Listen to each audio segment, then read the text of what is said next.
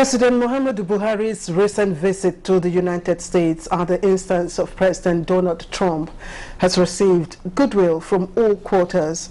Now, President Buhari's reception at the Oval House goes down in history as one of the, of course, very prominent black presidents to do so. But most importantly for Nigeria is what both presidents said in terms of improving bilateral trade relations between them. Now, President Trump affirmed Nigeria's leadership role in Africa. He also pledged support for government's fight against terrorism. In this regard, President Trump agreed on military aid to Nigeria, of course, in the form of sale of some Super Tucano warplanes, as well as other weapons. Mr. Trump also referred to the $1 billion aid to Nigeria, but again, importantly, is the request for removal of trade barriers to pave way for, as he said, a growing trade relationship on a principle of fairness and reciprocity. On his part, President Muhammadu Buhari was undoubtedly concerned with, again I quote, diversifying our economy by focusing on agriculture and food security, power and security, unquote. Now, Nigeria and the United States have enjoyed long years of strategic partnership, especially in the areas of trade, security, governance, human rights, and humanitarian interventions, especially in the Northeast and other areas where people have been placed in vulnerable conditions through several U.S. agencies, such as the United States Agency for International Development, that's, of course, USAID. Now, did President Trump's invitation to Nigeria come as a surprise? What was the real prompt for the invitation? And what does the future hold for both countries under the two presidents? Today on Late Edition, we shall be interrogating these perspectives. I am Claire Adelabu Abdul Razak.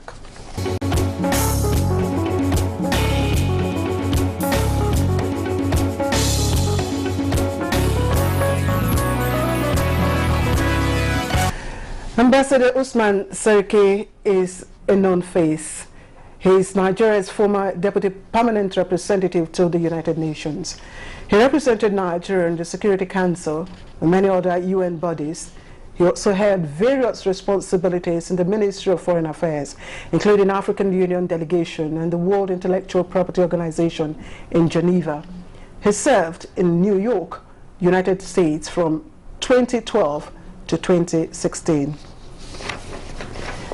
Amos Sakaba is a development economist, investment facilitation consultant, and managing partner, CEO, Good Ground Integrated Services Limited. He was a director, investment facilitation at the Nigerian Investment Promotion Commission, NIPC. All right, gentlemen, thank you once again for joining me on Late Edition. Thank you. Now, let's try to really understand the real prompt, for the invitation in the first instance. A lot of people are still trying to understand, what happened, given so many that have been said about Mr. Trump's attitude towards, African countries, particularly Nigeria. Let me start with Ambassador Usman Siriki. Do we have a clear understanding of President Trump's real intent for this invitation? Well, thank you. Your opening remarks are quite explicit and vivid concerning at least as regards the importance of this visit. What prompted President Donald Trump to invite our President, Muhammadu Buhari, to Washington, we can surmise it in a few words. First, I think, the realization by the Trump administration that they have not paid due attention to Africa. So it was a corrective measure to really point out to his domestic constituency, largely African Americans and others, and also the large body of Africans residing in the United States, that the presidency of Donald Trump has not overlooked or ignored Africa. And also, I think there are issues of self-interest, pertaining to trade and military exchanges. Donald Trump, as a businessman, came with one agenda: America first. And to that end, he wanted to enthrone America centrally in the global economic, trade, investment, and military position. whereby nothing happens anywhere without a substantial participation of the United States. And I think Africa, they realize, is a huge, chunk of the global economic initiative. And Nigeria is the leading country in the continent. For these reasons, I think, they said, well, let us turn our attention now to Africa and engage with that continent. And where else will they start, without actually, looking towards Nigeria? So just to also give you a background, when I was in the Ministry of Foreign Affairs, in November 2016, if I remember correctly, the ministry held a one-day retreat on the implications of the Trump victory at the polls and he becoming the president. What did it entail for Africa? So we had a brainstorming session, and a number of scenarios were created, and a series of advice was actually presented to the Honorable Minister of Foreign Affairs. One of them was actually to get Nigeria to be the first country that Trump will invite, the first president to come from Africa to Washington should be Nigeria. And the second one is that Nigeria should be the first country that he will visit. So I'm glad we saw the first one happening, and I do hope the second one will happen. All right, let me bring in Mr. Sakaba. I would also like you to share your perspectives, yes, and also look at the fact that until the immediate past president of United States tenure, that's Barack Obama, Nigeria and United States maintained very cordial relationship. Again, we saw the former Secretary of State Rex Tillerson. He was practically sacked while on Nigerian soil. Do you think that has anything to do with Mr. Prince's invitation to President Muhammadu Buhari in the first instance? No, I'm not sure there's any direct relationship with that. Just like His Excellency said, Nigeria has become a regional power. It's an economic power, the largest economy in Africa.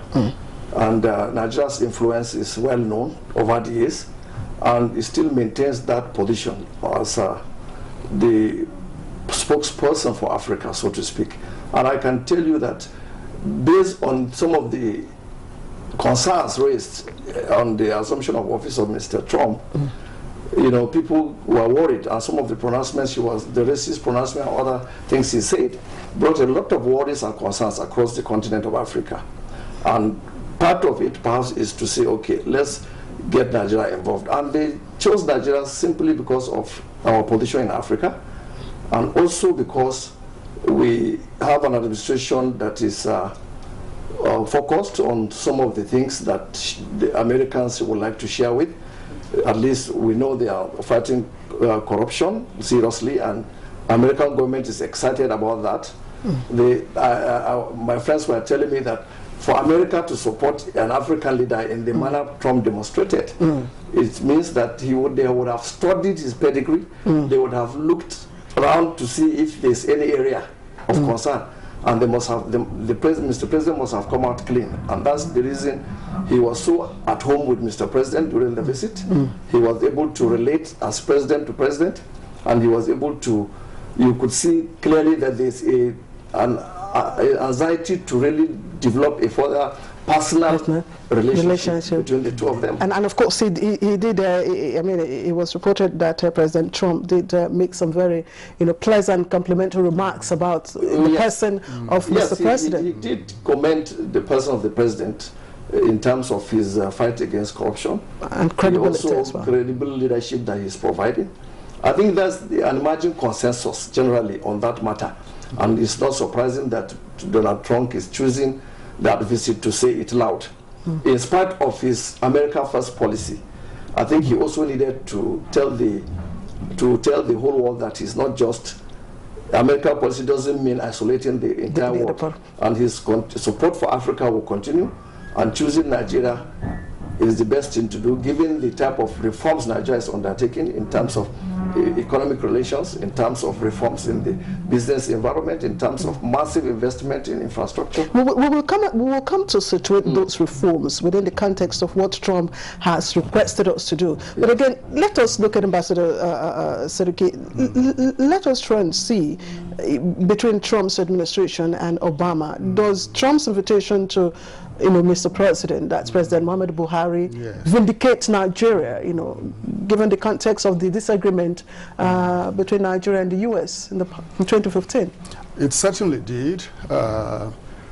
During the Obama administration, we had two critical issues that formed an irritant between the United States and Nigeria. One of them was the insistence by the Clinton and Obama duo for us to really go soft, over the issue of same-sex marriage and those aberrant and abnormal relationships, that they were advocating as part of global human rights agenda they were pushing. The second was their inability to overcome the Leahy amendment. That was an amendment made by the Senator Patrick Leahy in terms of not providing American weaponry to governments that are fighting insurgency but apparently are not observing human rights. So those two issues became an impediment to the realization of the true objectives of America-Nigeria relationship. Obama could not overcome, those, issues in terms of asserting the presidency to say, look, Nigeria is too important a country to us, to not to overlook these obstacles. But President Trump brushed this aside. He came, he asserted the power of the presidency. He told the Congress that I need to sell American weapons. It is business, it is creation of jobs in the United States, and Nigeria needs those equipment to fight terrorism, to fight insurgency. And he convinced the Congress, the Department of Commerce and others, and there we are. I think from January the process started, and today we have the endorsement that the 12 A-29 Super Tucanos will be provided despite the Leahy Amendment. And also, interestingly, the Trump administration, the moment he came, he changed the orientation of American policy regarding abortion, that is supporting abortion, and also homosexuality and all this nonsense. He said, look, this is not part of our agenda. We will not support it. So at the United Nations, African countries and the United States are actually standing shoulder to shoulder on these issues, while the European countries are still trapped in this their cultural, myopic, cultural perception about human rights, including the rights of lesbians, gays, and other things, which really we thought was something, nonsensical, and it shouldn't be part of those. So you are right. There was a difference now, very clear, between Trump's approach to Nigeria and those of Obama. Yes. Okay, let's rewind a bit and look at Nigeria-U.S. relations in terms of balance of trade and all that. We do know that, of course, in 2000, under President Clinton, the AGOA set in. Now, Nigeria, of course, is one of the benefiting countries of AGOA. And recently, I think that one of the statistics is telling us that Nigeria is the 60th largest trading partner of the U.S. In terms of balance of trade, is there, who has advantage? Let me start with thank you. Yeah, Nigeria and U.S. trade relations have been based on, importation of crude oil from Nigeria, basically. And we have seen that it is almost doubled, what Nigeria imports from America. And because of that,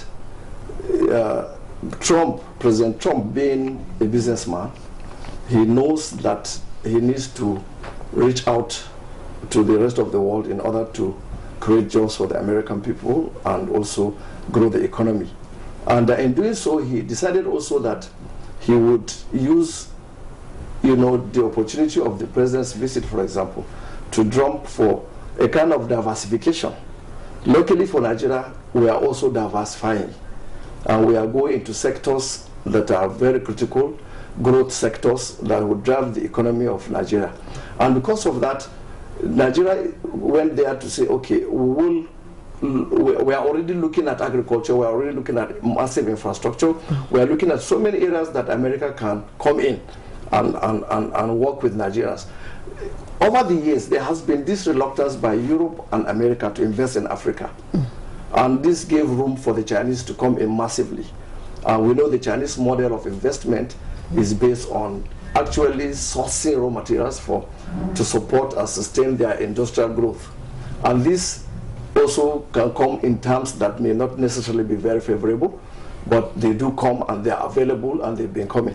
So America has to do some rethink by saying, okay, we can work with Nigeria, we can see a lot of things happening in Nigeria now that can help us to also have a mutually beneficial relationship in terms of trade. Okay, so in other words, the trade relationship is not balanced. Ambassador Seriki, who has had the trade advantage? Well, the United States had the trade advantage in terms of largely investing in the oil sector previously, but also in the area of technology, military sales, and so forth. But gradually, the Chinese and Indian investment and trade profile grew, where the Americans withdrew progressively from the Nigerian oil sector. They concentrated on developing their own oil resource, the shale fracking from Alaska and so forth. That reduced the uptake of Nigerian crude, and it lowered the trade figures between us. But still, I think the Americans enjoy the trade advantage. Although President Trump has called for a review of what he termed as trade barriers between us. But talking about the trade between the United States and Nigeria, we have to view it from the larger context globally.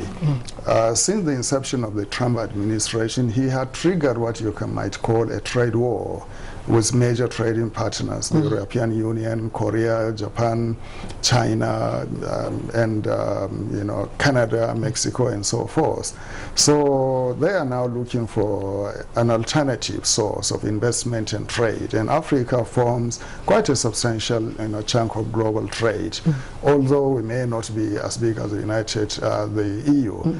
So, and the trade war that is triggered now will affect and reconfigure global alliances, the flow of capital investment, the consumption of goods, even the trading pattern between and among nations.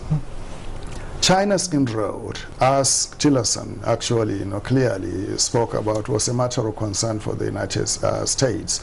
So they want to really counter that in terms of upgrading and scaling up the trade relations between the United States and Africa. And Nigeria is the obvious choice, of course. Once they have it right with Nigeria, they can get it right with other African countries. And the last dynamic, of course, is the emergence of the Continental Free Trade Area in Africa. Once it takes effect, there will be a WTO kind of arrangement in Africa, and Africa will be trading and negotiating as a bloc. And the United States views that as something that does not tally with global free trade arrangements. So they would like to deal with countries on one-to-one basis. So this should provide us the background to the Americans' concern about trade barriers created by Nigeria against the United States. But that is mostly in the area of agricultural production, not in technology. You speak as if in favor of the continental trade, system, because I know that right now that is on hold, for Nigeria. For Nigeria, yes. Well, it has its own dynamics, in terms of continuation of the negotiations. To a certain point, that will be satisfactory to this government, and I think the government did not totally abnegate it. It said we will look into it again. And mind you, Nigeria actually was the anchor or the leading, coordinator of the negotiations in Addis and in Niamey, in Niger. So we are not just shooting it down, but we are just saying, let us tinker with it here and there so that it will conform to the demands, conditions, and concerns of Nigerian stakeholders, mainly the labor unions, manufacturers association, the financial houses, and so forth. So it is just a reconsideration matter and not totally a total shutdown. I think if I can come in here, I think the issue of I think it is very important that Nigeria takes a position. There has been this debate over the years. Even the ECOWAS negotiation with the EEC have been a big problem because the labor union, the local manufacturing sector are not very comfortable. But the truth is that for Nigeria to grow as a regional continental economic power bloc, we need to have this, we need to promote common economic bloc, regional bloc, because Nigeria is in a position to really, we can see what happened in ECOWAS. Every major investment in Nigeria is also in the West African region.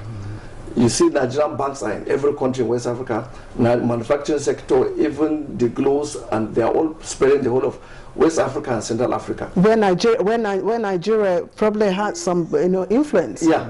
On the continental level, that's a different ballgame. But remember that Nigeria has the largest economy in Africa, and we are potentially going to explode with this economic diversification program we're doing. We'll be in a position to actually supply the key products and services that the continent will present. Because if you look at what is happening now, every development of every region, if you take Asia, for example, they have Japan playing that role. In West Africa, we need a Nigeria. In Africa, we need a Nigeria. Maybe combining with Egypt or South Africa to push through some of these developments and be supportive of the countries within the region. It is not, even at the point people were expressing concern that it may be some kind of neo-colonialism. Our West African policy is neo-colonialist in the sense that we want to subdue the other African countries. No, we are creating development in those countries. We are fast-tracking development in the region through common tariffs, common custom, we present the whole of Africa as an investment destination for these companies and countries. So this is important. I think the government consultation is good. It's good to consult and carry the labor and the manufacturers along. But I think we should not renege on that matter. Okay, before we would look at that to say if really Nigeria has the capacity to take on that role that we've just talked about in a moment. But let us begin to look at, of course, the progress, the outcomes recorded by Mr. President. I'd like to hear your individual perspectives on the visit generally, what you think about them, and which of the outcomes, made an impression, Ambassador Seriki. Well, thank you. I think, here in the domestic context, the outcome that made the most impression was the sale of the Tucano, Super Tucano A29, I think suddenly every Nigerian became a military expert, talking about the Super Tucano, and, about its implication and so forth. Well, the controversy of the National Assembly aside, in terms of whether the amount was appropriated or not, I think it was a very signal outcome for Mr. President and our country to enhance the capability of the Nigerian Air Force to respond to threats posed by insurgents in the northeast. The Tucano is a ground attack aircraft. It is not very sophisticated like the Alpha Jets or F-29s or MiG fighters or something. It was specifically built for counterinsurgency, and it is a ground attack aircraft. It is propeller driven, a turboprop. It's not a jet engine. It is suitable to our conditions and conditions in the northeast. So it will upgrade the capacity of the Air Force to deal with the threats coming from the ground. The second important outcome of the visit, of course, was the pledge by the Americans to return or repatriate about $524 million of stolen funds. This is just the tip of the iceberg. We'll pause you here. You know, the tip of the iceberg. Yeah. We'll pause you here. We'll just take a quick short break. Of course, we're looking at the future of Nigeria-U.S. relations in the context of the outcomes of President Muhammadu Buhari's recent visit at the instance of President Donald Trump. We'll be right back.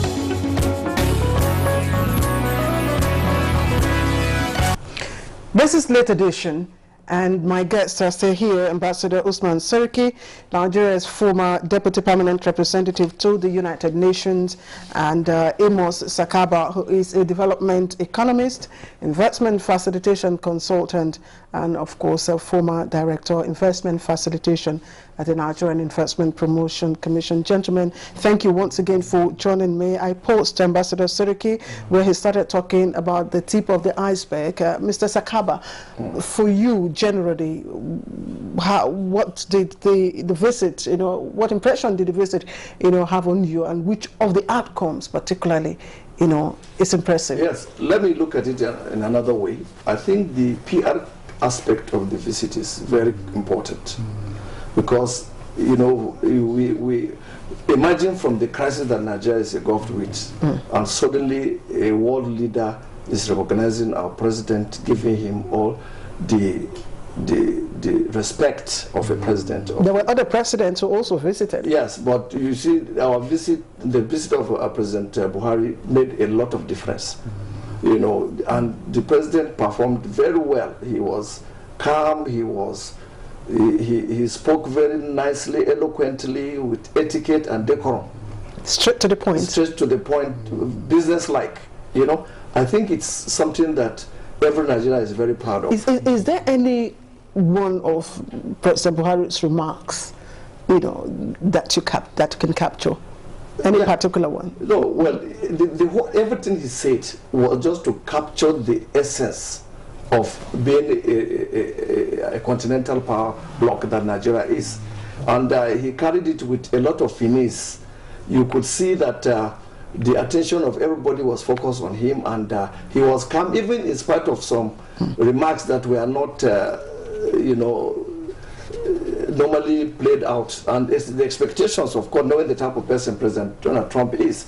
People thought the president would lose his cool, or he would do, but he remained very calm. He spoke very well, and he made the points that he wanted to make very strongly, and reported what Nigeria is doing to support the growth of the economy, to fight corruption, to fight insurgency. So to that extent, I think it's a huge PR success for this country. Yes, a lot of analysts, gentlemen, even think that President Buhari's response to the question on the unpleasant remarks that was attributed to President Donald Trump about Nigeria was quite diplomatic.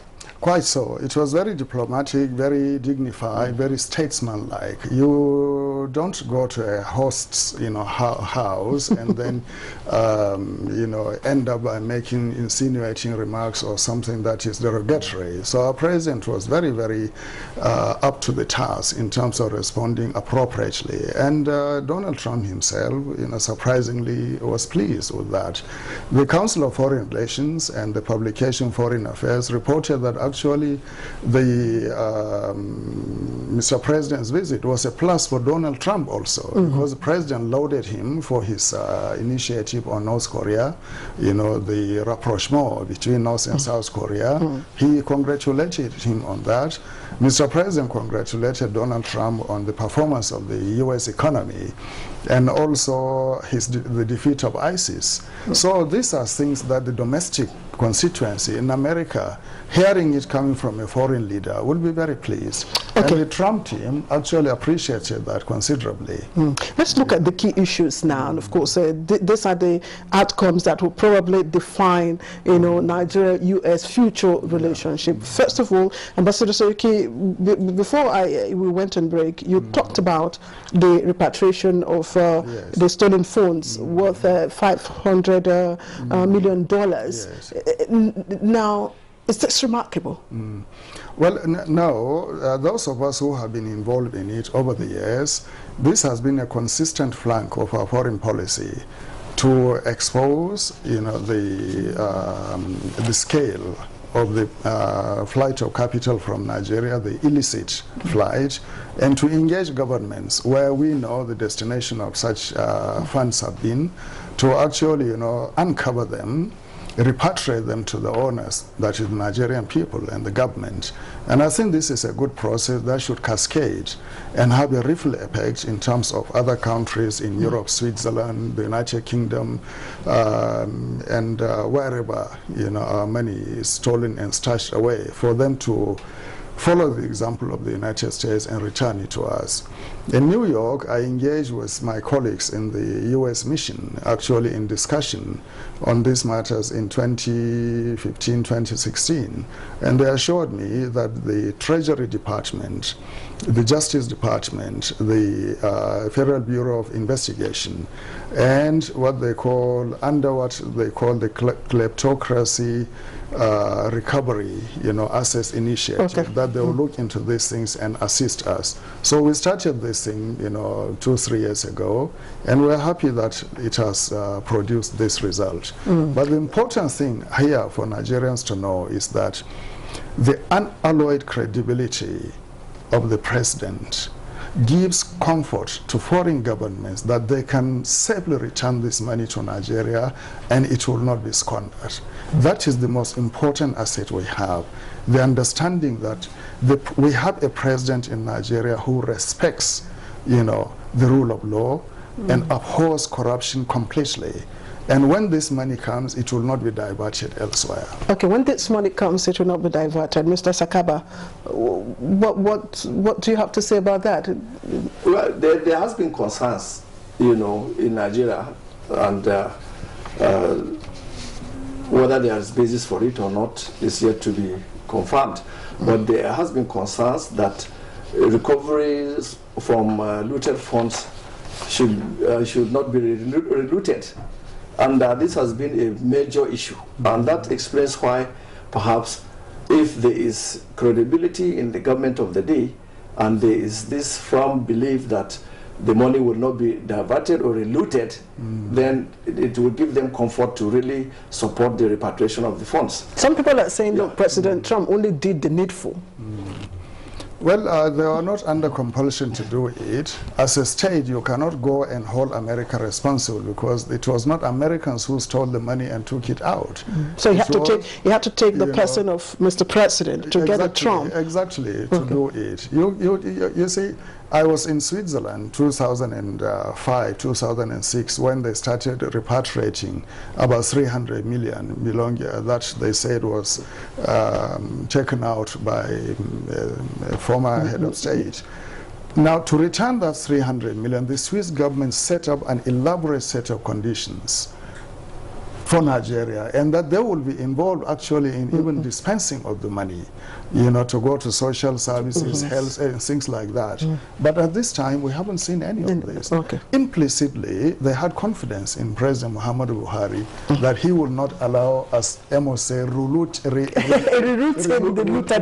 of these funds. All right, gentlemen, again, on trade, let's move on now. On trade, Mr. Trump said that Nigeria needs to, in quote, break down those trade barriers to pave way for growing our trade relationship on a principle, and these are key, the elements are key, fairness and reciprocity. Now, Mr. Trump wasn't specific on what the barriers he was talking about. Do we have a clear understanding of those barriers, Mr. Sakaba? Well, I think is the general discussion on some of the items that some countries will decide to ban, for example.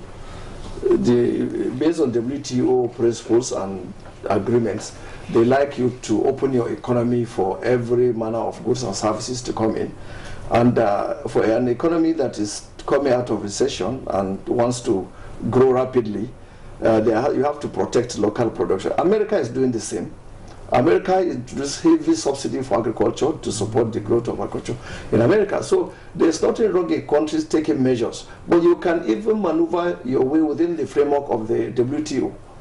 So I think that was a diplomatic statement to say that Nigeria needs to, because the balance of trade, we talked about it earlier, is actually in favor of Nigeria right now, simply because they are buying massive oil from Nigeria, and Nigeria is importing just few items. So the balance of trade is not in favor of America, and that we probably looked at those statistics and felt, okay, we need to redress that. You know, America first. Why will America, against the background of the trade wars that he has initiated with other countries, which His Excellency has talked about, I think it's important that we know that Nigeria doesn't have barriers that are of fundamental nature. I believe that that statement was meant to just soften grounds for Nigeria to probably allow the importation of some things other than technology, like wheat, for example, which is massively produced in America, and we know in the past some American president requested, when Nigeria attempted to ban the importation of wheat, it became a diplomatic problem. Under AGOA as well, you know, there was of course a demand, you know, for benefiting countries to flung their market open. Yes, and I like Ambassador Serike to speak to this with regards to constitutional provisions, and I just mentioned some of the sections 14, 12, and 16, which stipulate Nigeria's national interest, a framework for implementation, and the focus of our foreign policy. Can we afford to flung our market open? No country flings its market open like that. But the trade barriers are actually graduated and graded on different scales, like absolute ban on import, for instance, or very high and steep custom duties and tariffs, or actually, you know, in terms of, you know, reducing or giving quota to a country to allow its export to come into a country. So there are different types of trade barriers. I think what Donald Trump was speaking about, as Amos said, is just to prepare the ground for expansion of trade between Nigeria and for import of American goods into the country. We can absorb it if actually, you know, our own level of generation of internally generated revenue increases, for instance, and we steadily conserve our foreign exchange to absorb the importation of things.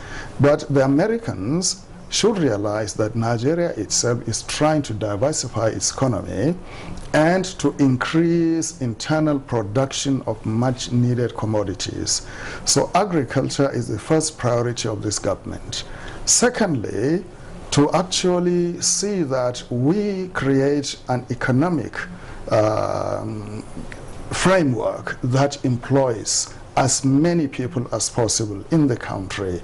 Industrialization can do that. SMEs can do that. Agriculture, of course, to a large extent. But to what extent are we prepared to engage with the United States in terms of accelerated economic and trade relationship? That is the most important question. If you look at the World Economic Forum report and assessment on Nigeria, you find that our ease of doing business is quite low in terms of appreciation and endorsement. So we need to upgrade the factors involved in the ease of doing business in Nigeria. The Office of the Vice President, I know, is doing a lot in terms of elaborating certain scope, you know, of the ease of doing business in the country. The second factor we should look at is respect for intellectual property rights, where issues like medicine, technology, and other things like ICT and so forth are involved. We have to now project to the world that we are conscious of intellectual property rights and can respect them. The third is actually, you know, protection of investment and arbitration, the regularity and predictability of arbitration and resort to justice, so that it will be seen that Nigeria's internal justice system responds fairly to any dispute between Nigerian and foreign commercial interests, so that nobody will have fears about coming to trade or to invest in Nigeria. So these are the context within which we can perfect our system and then be comfortable in taking on American trade and investment issues, you know, without disrupting our own economy. Is that our understanding of what President Trump meant by saying fairness and reciprocity? Well, Tom, maybe Amos has... yes, Mr. Sakaba, because in reference to that, he talked about I just want to get the right part now. He talked about, of course, he made reference to U.S. aid to Nigeria, you know, which he said was in the realm of $1 billion annually. And of course, the statements that followed, we think that we are owed that. I think he had China in mind. When he said that, you know, I think he had China in mind. The expansion of Chinese investment and trade. I think trade in Nigeria amounted to about 13 billion, you know, dollars in 2016, while ours, you know, in terms of export to China was less than about 1 billion. And China has committed about $65 billion to investment in Africa under the China-Africa. So the United States is apprehensive about its position in terms of vis-a-vis Chinese inroad. And I think that informed the, you know, this thing. And very recently, I think we had a 2.4 billion currency swap arrangement. Yes, with China. The Bank of China and the CBN. So these are issues that might the Americans really make them to sit up a bit to say, hey, what is going on? You know. So gentlemen, you know, because we're winding down now. What happens again in the context of what Ambassador, you know, Sedike has just talked about? China, of course, one of the countries now that is, of course, a part of the global economy. What might be the implication if Nigeria does not comply with, in quotes, ripping down those trade barriers that, you know, President Trump, you know, talked about? I'm not sure there's any serious, strong barrier that Nigeria has imposed that will undermine trade.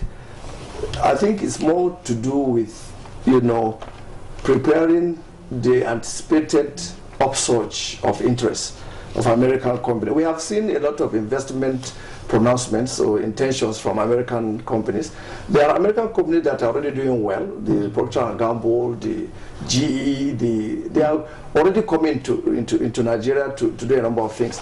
But as a country, we need to do a lot of import substitution. We need to invite these investors to come and grow the economy from here, so that we need to give jobs to our children. We need to grow the economy. We need to fight poverty, and it's not about the aid given. It is about creating sustainable infrastructure, because this is the biggest challenge that we have.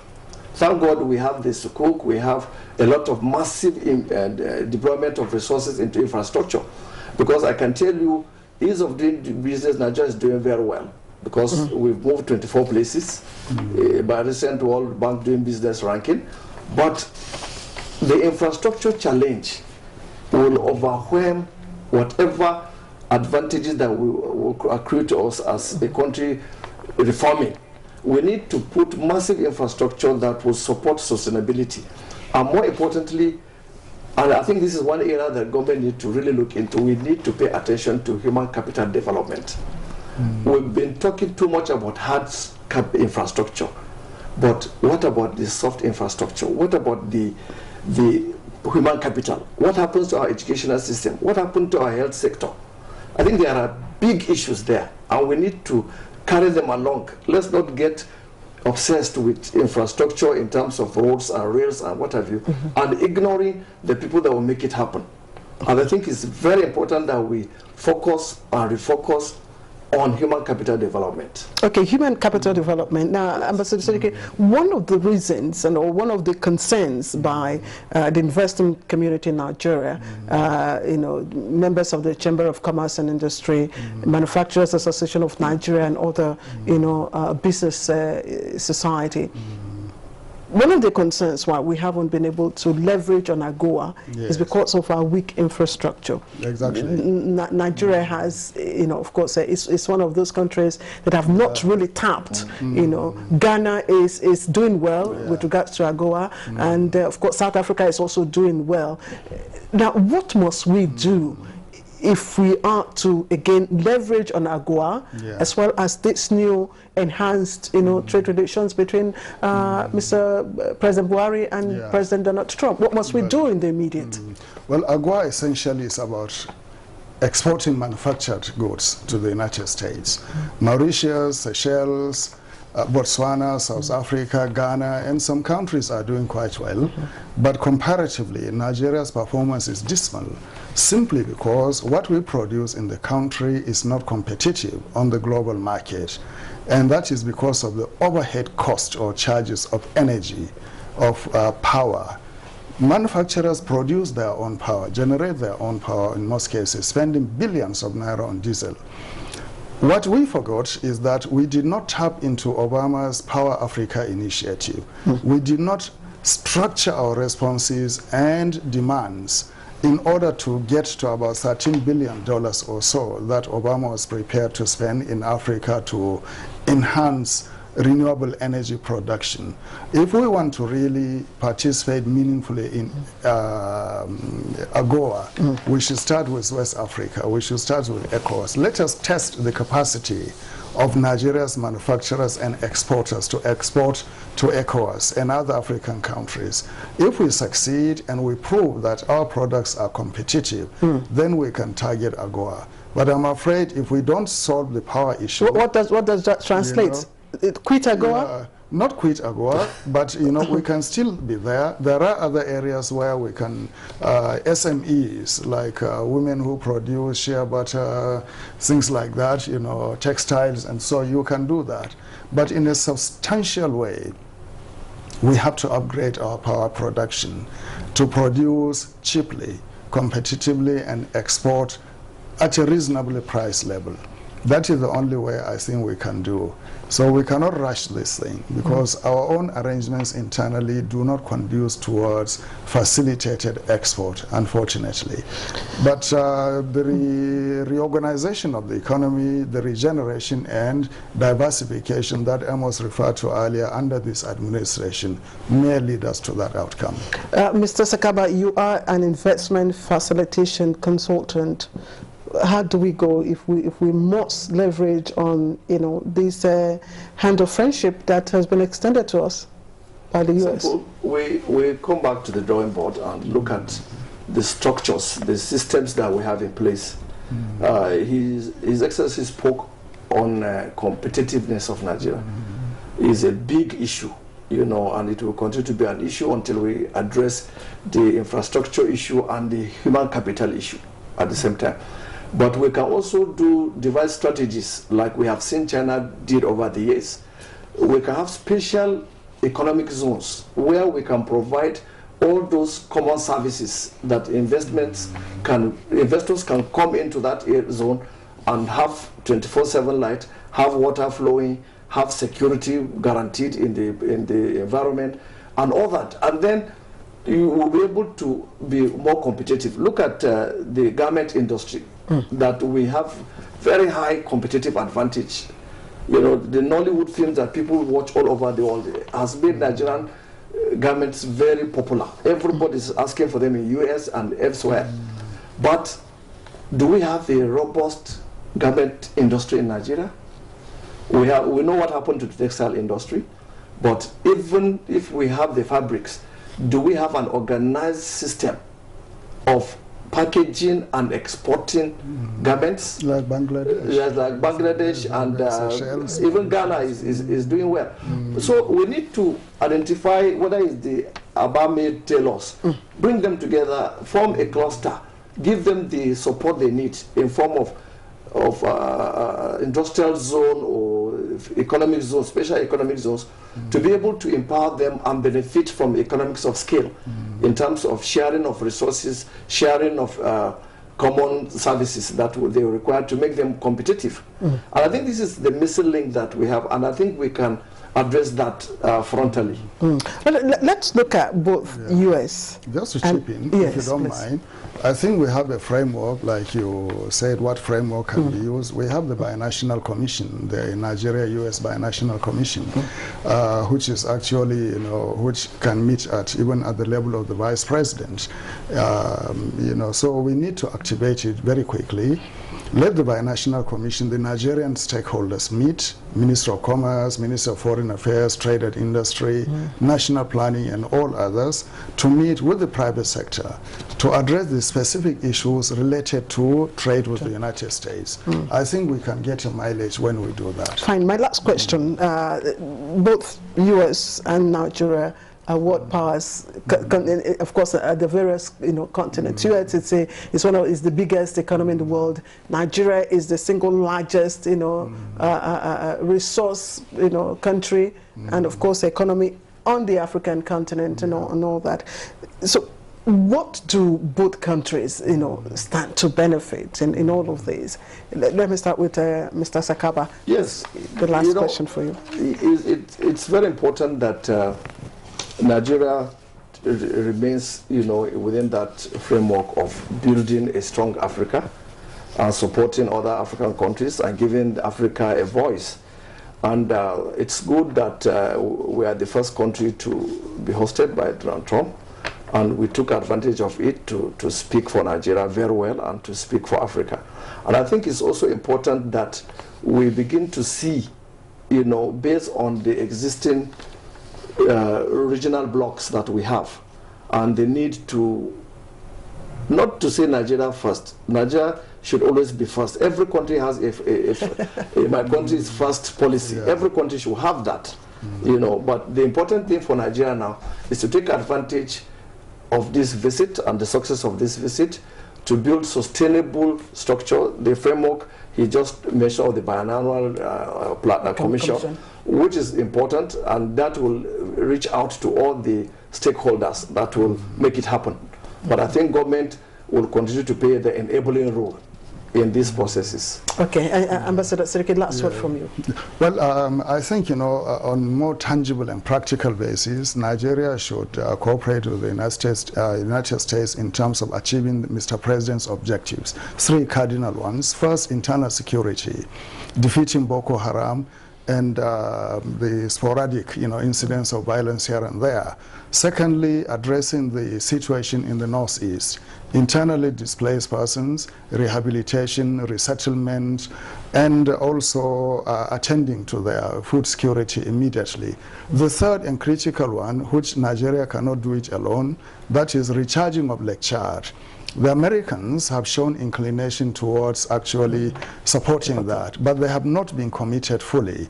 So Mr. President's visit should translate to a commitment on the part of the United States to pressure other African countries that are dragging their feet to really commit to the recharging of Lake Chad by taking water from Central Africa or anywhere, or even from within Nigeria, to recharge Lake Chad. This is of strategic importance. And lastly, on the military plane, or at the military level, strengthening of the multinational joint task force to fight Boko Haram and other insecurity, security threats is very vital. And the Americans can do that because they are around, in Niger, Cameroon, and somewhere. And they can help us in terms of intelligence, training, equipment, and physical, support, really. All right. Ambassador Usman Seriki, Nigeria's former Deputy Permanent Representative to the United Nations elected. Thank you very much for, as always, your incisive contributions. Amos Sakaba, a development economist, investment facilitation consultant, and managing partner, CEO, Good Ground Integrated Services Limited. Always a pleasure to also have you on our program. Thank you. All right, gentlemen, thank you very much. We've been discussing the future of Nigeria-U.S. relations in the context of President Muhammadu Buhari's recent visit to the U.S. at the instance of President Donald Trump. And that's it for this edition of Late Edition. Bye-bye.